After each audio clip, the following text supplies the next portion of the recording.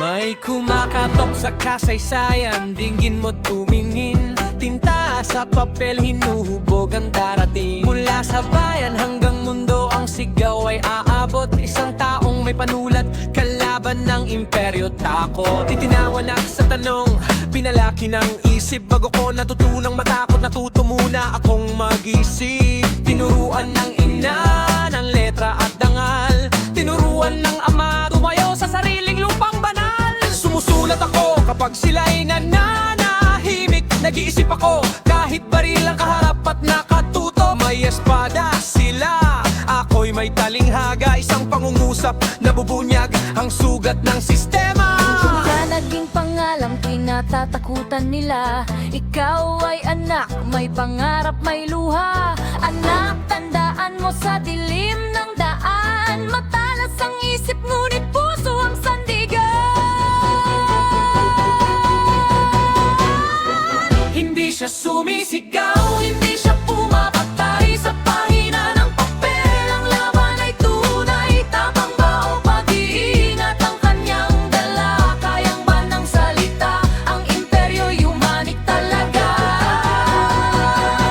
Kung ang ikaw ay nagsusulat, ang bayan ay sugat na hindi napuputol ang tanikala sa salitang binabasa lang. Hanggang kailan hihintay? Hanggang kailan luluhod? Kalaya ay kinukuha, hindi hinihingi, hindi nutos. Sabi mo'y reforma, sabi ko'y apoy. Kung ayaw makinig, hayaan silang matuto sa girat dugo. At kapag humupa ang usok, sino ang talo? Mahihirap kabataan, bayang sugatan at bugbog. Hindi ko takot ng pagkilos, kundi bulag na galit. Kaluluwa ng bayan ay di panalo sa bangis.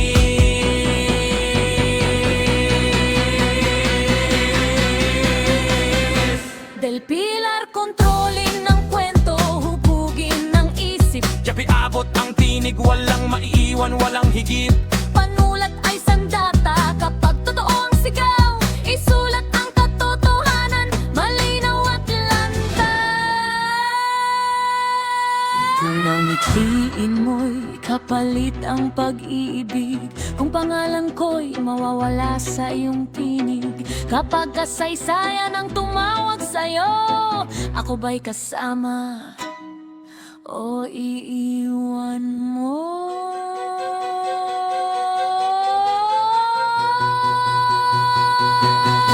Sumunod, manahimik, buwan kasal ang walisin.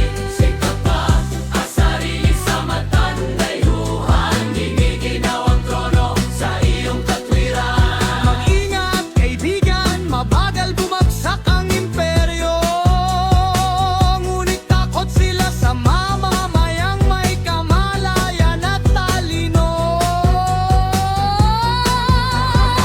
Panulat laban sa espada, pag-ibig laban sa galit, reforma o revolusyon, alin ang wagi sa isip. Siya'y nagsusulat, Sila'y nagmamartsa sa dilim. ang ideya ay sandata, higit pa sa kamatayan mismo. Hindi ko kailangan ng larangang puno ng dugo't apoy. Salita lang ang kailangan ko, dahil ang salita ay kayang yumanig ng imperyo.